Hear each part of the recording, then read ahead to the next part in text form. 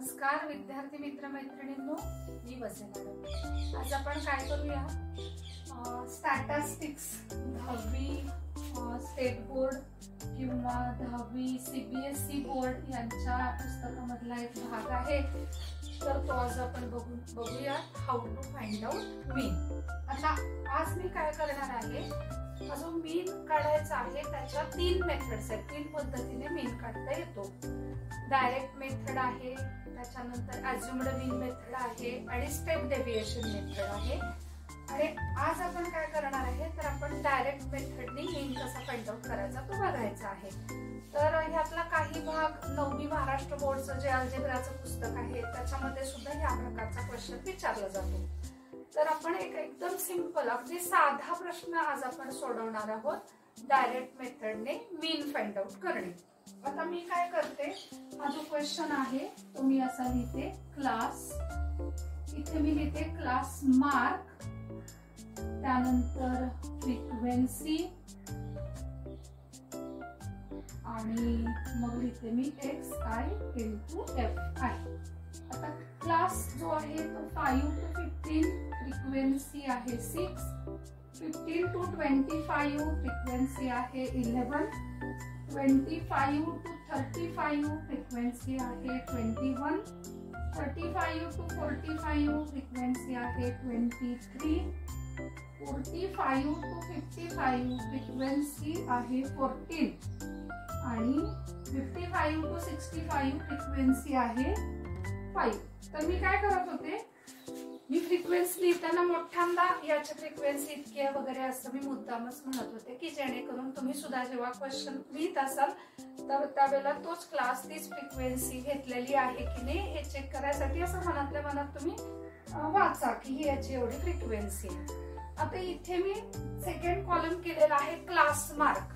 तर class mark म्हणजे काय करायचं आपल्याला, हा जो पहिला क्लास आहे, तर त्याचा क्लास मार्क फाइंड करायचा आहे। म्हणजे काय करायचं, ही लोअर लिमिट आणि ही अप्पर लिमिट, तर या दोघांची ऍडिशन करायची आहे आणि जे काही आन्सर येईल त्याला 2 ने डिवाइड करायचं। किंवा ऍव्हरेज मीन जो काढला जातो, मीन काढणे, सरासरी काढणे, हा एक सिंपल क्वेश्चन जो असतो 6वी 7वीच्या वर्गामध्ये त्याच्यासारखं की हे 15 + 5 किती झाले 20 डिवायडेड बाय 2।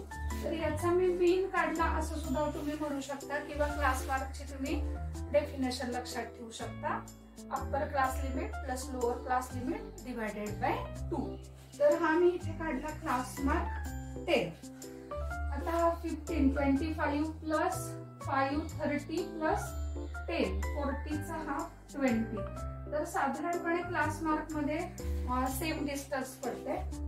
2-3 क्लास मार्क काढून घेतले की पुढे डायरेक्ट लिहिले तरी चालतात। 35 + 5 40 + 20 60 चा हाफ 30, मग मी डायरेक्ट लिहून टाकते 40 50 आणि हा इथे येईल 60। ठीक आहे, अशा प्रकारे काय केलं मी, आता क्लास मार्क लिहिलेले आहे, फ्रिक्वेन्सी लिहिलेली आहे। आपण जी मेथड शिकतोय तिचं नाव आहे डायरेक्ट मेथड। जेव्हा हा क्वेश्चन CBSEच्या विद्यार्थ्यांसाठी येतो किंवा स्टेट बोर्डला सुद्धा, बहुत करून CBSE मध्ये तर थोडेसे कधी कधी कॅल्क्युलेशन्स जरा कॉम्प्लिकेटेड असतात। आपण हा थोडा सिंपल क्वेश्चन्स माहिती होण्याकरता घेतलेला आहे। आता ही जी फ्रिक्वेन्सी आहे त्याला मी म्हणते FI। मी काय करणार आहे, XI आणि FI मल्टिप्लाय करणार आहे। हे झाले 60, हे झाले 220, हे झाले 630, हे झाले 920, हे झाले 700 आणि हे झाले 300। आता मी काय करणार, याची ऍडिशन करणार फ्रिक्वेन्सीची। 5 + 4 9 + 3 12 + 1 13 14 आणि 6 20 कॅरी 2 2 + 1 3 + 2 5 + 2 7 + 1 8 8। इथे मी ऍडिशन करते, 6 + 2 8 + 3 11 11 + 2 13 कॅरी 1 2 + 1 3 6 + 3 9 9 9 + 18 18 + 7 25 + 3 28।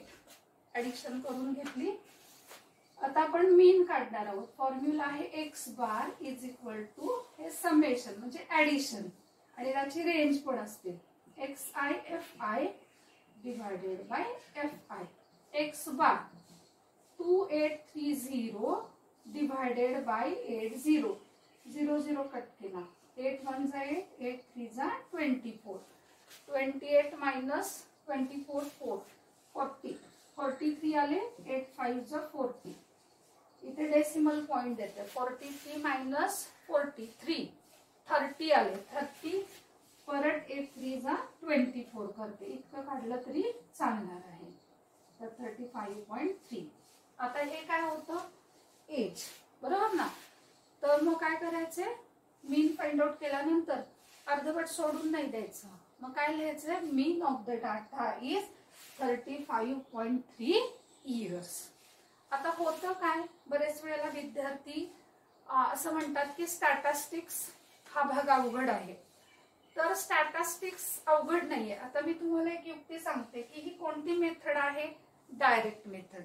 मग डायरेक्ट मेथडने कॅल्क्युलेशन करताना आपण काय काय पायऱ्या, काय काय प्रोसिजर केली, तर त्या पायऱ्या, त्या स्टेप्स तुम्ही सरळ लिहून काढा. पहिली स्टेप की क्लास लिहायचे. Second step class mark find out करायचा, फ्रिक्वेन्सी काढायची, क्लास मार्क फ्रिक्वेन्सी मल्टिप्लाय करायचे, ऍड करायचं, डिव्हाइड करायचं, अशा पायऱ्या लिहून काढायच्या. तरी पण मग स्टॅटिस्टिक्स अवघड वाटायचं महत्वाचं कारण हे आहे की स्टॅटिस्टिक्स हा जो लेसन आहे याच्यामध्ये भरभर पटापट खूप घाईने लवकर लवकर तुम्हाला कॅल्क्युलेशन्स करावी लागतात आणि मग तो वेळ तुम्हाला पुरत नाही. तर त्यासाठी मी माझ्या क्लासच्या विद्यार्थ्यांना पण सांगते, तुम्हालाही सांगते की बेरीज, वजाबाकी, गुणाकार आणि भागाकार या मूलभूत क्रिया तुम्हाला फार वेगाने करता येणं गरजेचं आहे. त्यासाठी तुमचे टेबल जर का पाठ नसतील तर ते तुम्ही करा.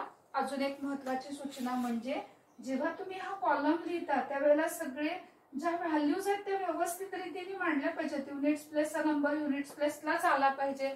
असं व्यवस्थित रीतीने मांडलं की तुमची ऍडिशन सबट्रॅक्शन मध्ये देखील चूक होणार नाही.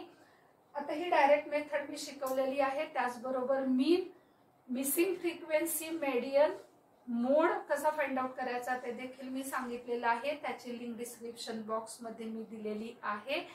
तर पुढच्या व्हिडिओमध्ये आपण अज्युम्ड मीन मेथड बघणार आहोत. तर विद्यार्थी मित्र मैत्रिणींनो, हा व्हिडिओ जर का तुम्हाला आवडला तर जरूर तुम्ही व्हिडिओ लाईक करा, व्हिडिओ शेअर करा आणि चॅनल सबस्क्राईब करायला विसरू नका. Thank you very much.